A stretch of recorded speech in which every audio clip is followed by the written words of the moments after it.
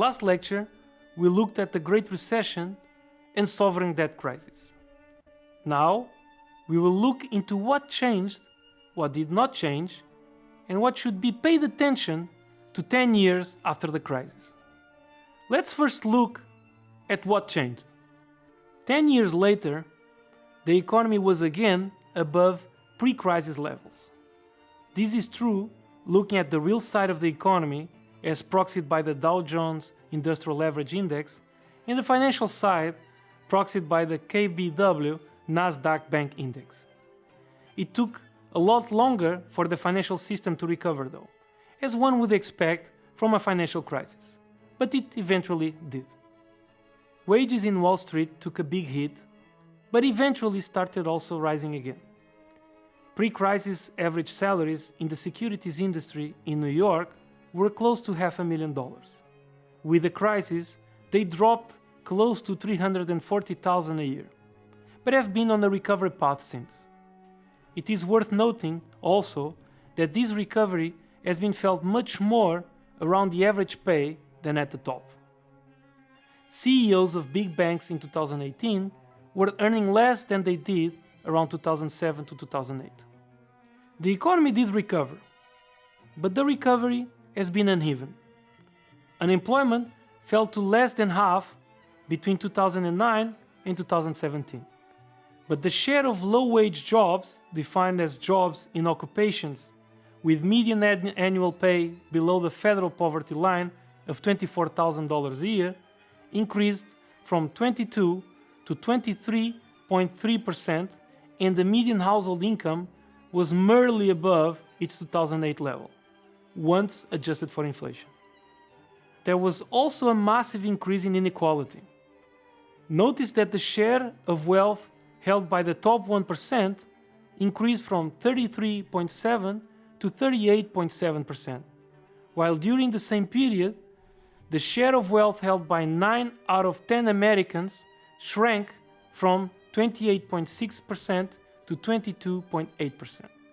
This should not come as a surprise, as the government's response to the crisis helped inflate the value of assets like stocks and real estate, which are more often held by the wealthy. Having Main Street bailing out Wall Street was bound to provoke resentment and the surge of anti-establishment movements, like Occupy Wall Street. Note that the financial crisis cost the US economy some $6 to $14 trillion in lost output and ended only after the government promised aid worth an estimated of $12.6 trillion. As referred before, this was taxpayers' money that saved financial markets, but rewarded mostly the most well-off, as we mentioned before. Finally, the 6 largest banks alone paid at least $110 billion in penalties related to the crisis, the greatest ever seen up to then. The deregulation trend that initiated in the 90s, following many years of relative stability in what became known as the Great Moderation, was reversed, and not only the regulatory environment in the financial sector became tighter, a lot more people were recruited by the supervising authorities. The Federal Reserve alone increased its ranks of bank field examiners by 39% in the period of 2008 to 2017.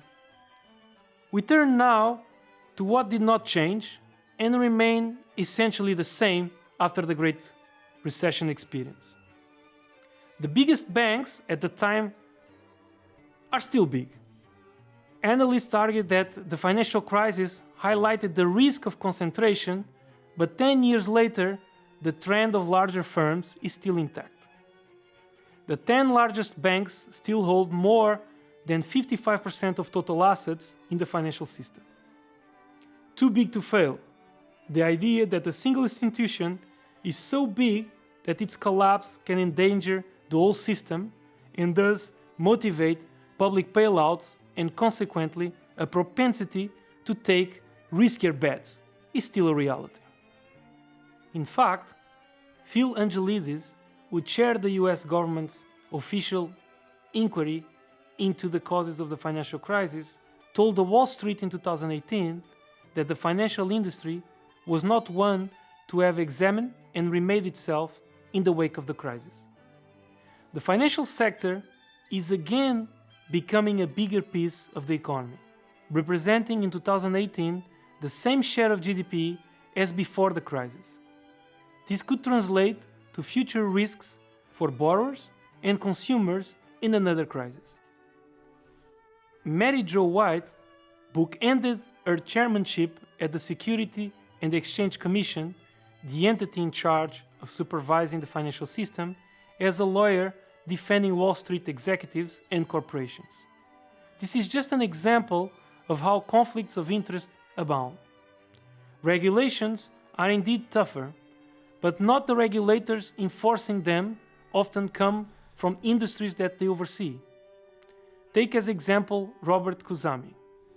He was a lawyer at the Deutsche Bank, one of the financial institutions that eventually end up paying over 7 billion euros in fines related to their practices during the Great Recession.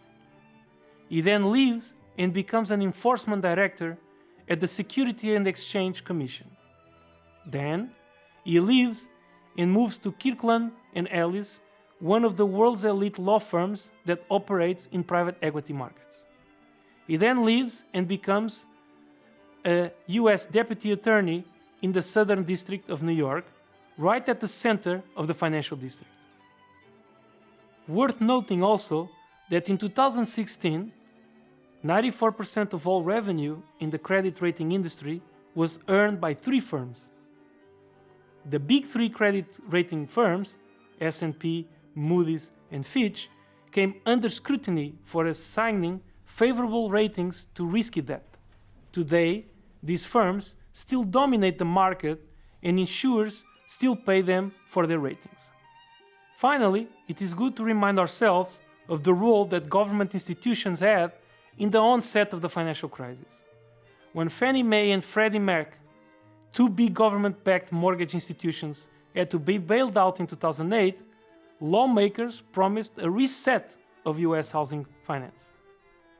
But 10 years later, next to nothing had changed, as government-backed firms still made up 96% of mortgage security insurance.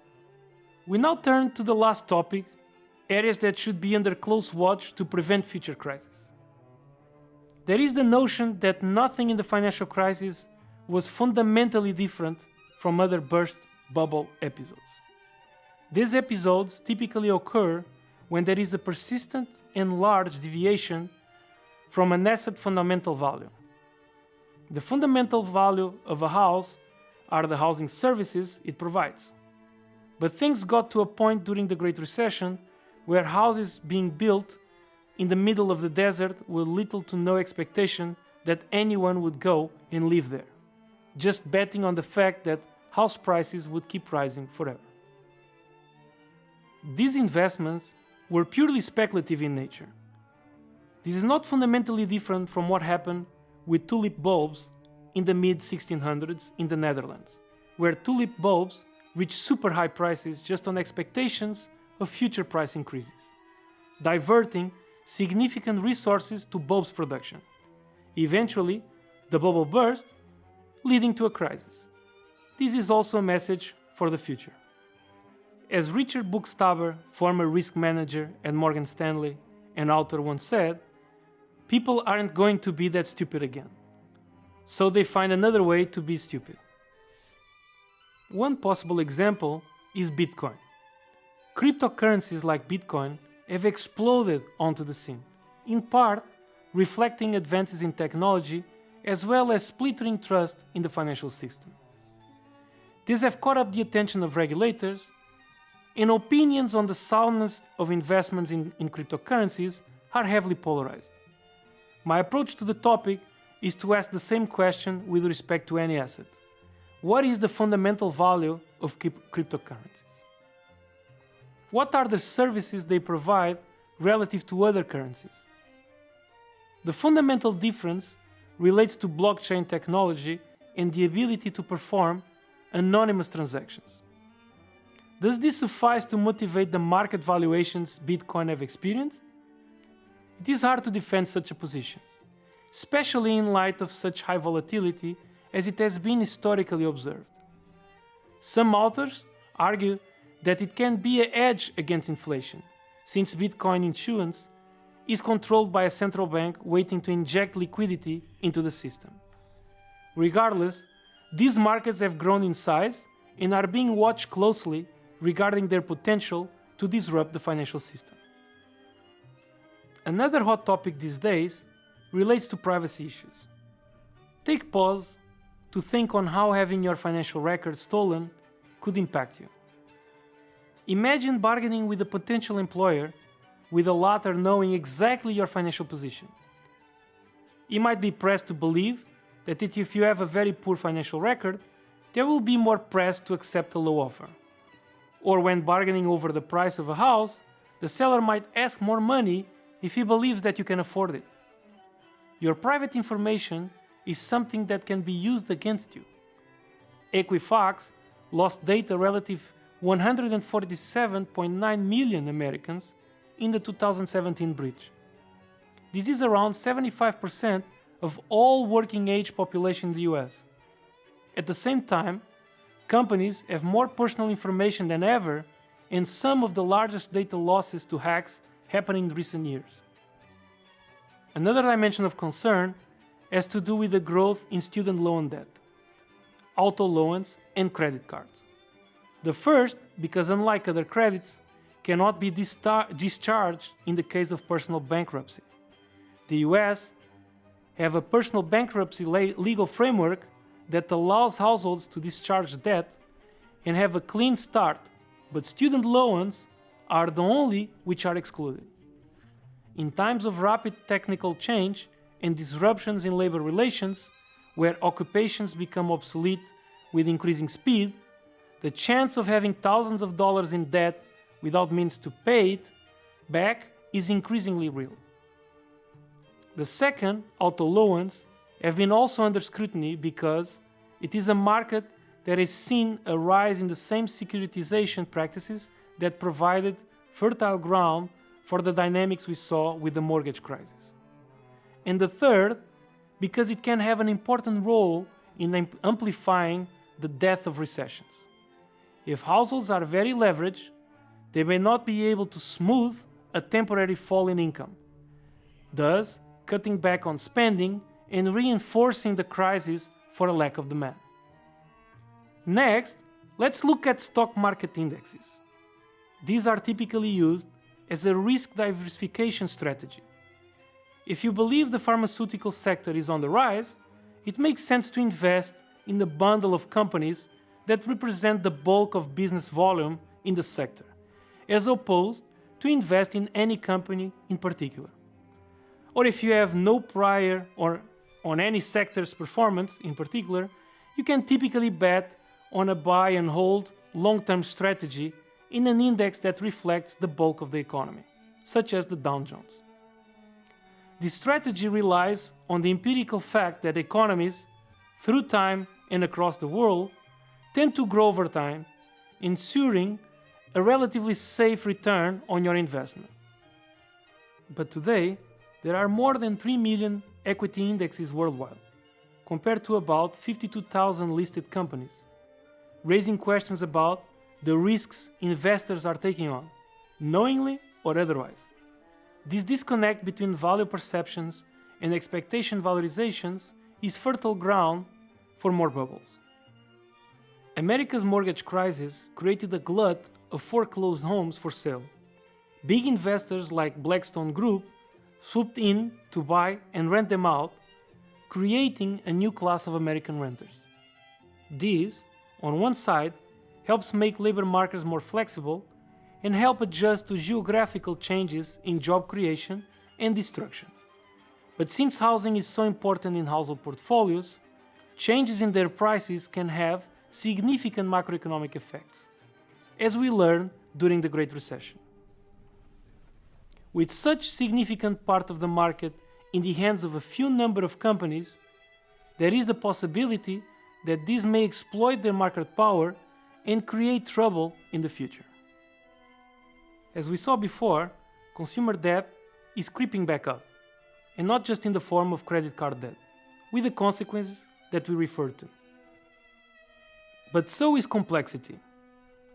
A decade after risks associated with financial engineering nearly brought the economy to its knees, sales of similar products are ticking higher. But Wall Street hasn't forgotten what happened last time, and so for the moment, few analysts are raising alarms.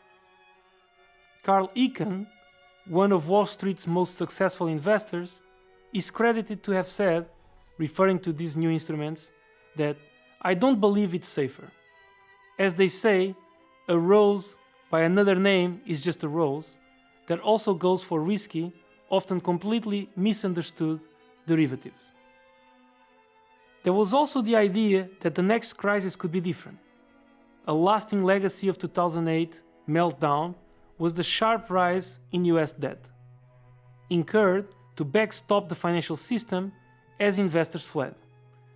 While officials and investors largely agree that taking on this debt was the right course, authorities would have much less leeway to act aggressively the next time around. US public debt had nearly tripled between 2007 and 2018, and nominal interest rates were close to the zero lower bound, as compared to 5.25% just before the start of the Great Recession. However, the COVID-19 pandemic came to challenge many of these predictions, but that is the subject of our next lecture.